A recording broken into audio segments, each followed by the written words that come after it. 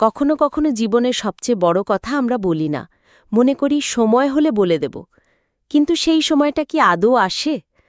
আজ আমি তোমাদের শোনাবো এমন এক গল্প যেখানে ভালোবাসা ছিল, অনুভূতি ছিল, কিন্তু শব্দ ছিল না।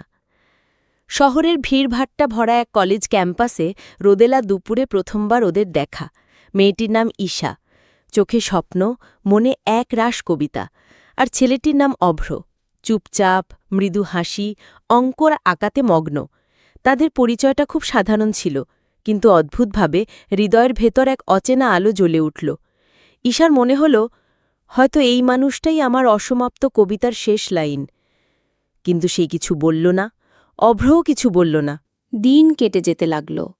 তাদের মাঝে অদ্ভুত এক বন্ধুত্ব গড়ে উঠল। লাইব্রেরিতে পাশাপাশি বসে পড়া, ক্লাস শেষে চুপচাপ একসাথে হাঁটা, ছুটির দিনে একই টেবিলে চা খাওয়া, সবই যেন গল্প লিখছিল তাদের চারপাশ। কেউ কাউকে কিছু বলেনি, কিন্তু ঈশা টের পেত অভ্রর চোখে এক অদ্ভুত উজ্জ্বলতা যখন সে তার দিকে তাকায়। অভ্রও জানত ঈশা ছাড়া তার পৃথিবী অপূর্ণ।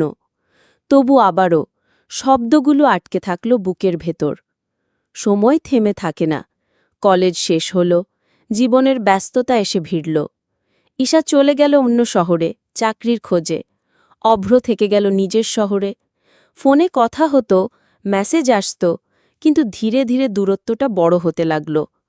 কতবার অভ্র লিখতে চেয়েছিল, আমি তোমাকে ভালোবাসি, কিন্তু আঙুল থেমে যেত কিবোর্ডের উপর। ঈশাও বলতে চাইত তার মনের কথা, কিন্তু ভয় পেত, যদি অভ্র সেই অনুভূতি না বোঝে। বছর তিনেক পর এক সন্ধ্যায় হঠাৎ তাদের দেখা হল শহরের এক বুক স্টলে। ঈশা বইয়ের তাক ঘাটছিল, হঠাৎ অভ্র এসে দাঁড়াল তার সামনে।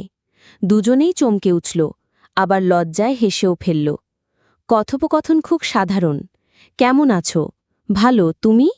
কিন্তু এই ছোট্ট মুহূর্ত দুজনকে ফিরিয়ে নিল সেই পুরনো দিনগুলিতে, যেন সময় আবার থেমে গেছে তাদের জন্য। অথচ এবারও কেউ কিছু বলল না। ঈশা ফিরে গেল তার শহরে, অভ্র দাঁড়িয়ে রইল স্টেশনের প্ল্যাটফর্মে। ট্রেন ছাড়ার আগে ঈশা জানালার পাশে দাঁড়িয়ে মনে মনে ভাবল, যদি একবার সে বলতো আমি থাকতাম। অভ্রও ভেবেছিল, যদি একবার আমি বলতে পারতাম সে থাকত, কিন্তু সেই শব্দগুলো কেউ উচ্চারণ করল না।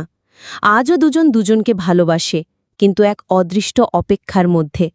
হয়তো এই অপেক্ষায় তাদের ভালোবাসাকে আরও গভীর করে রাখে। হয়তো কিছু গল্প কখনো পূর্ণ হয় না, কিন্তু তবুও বেঁচে থাকে হৃদয়ের নীরবতার ভেতর। প্রিয় শ্রোতা, ভালোবাসা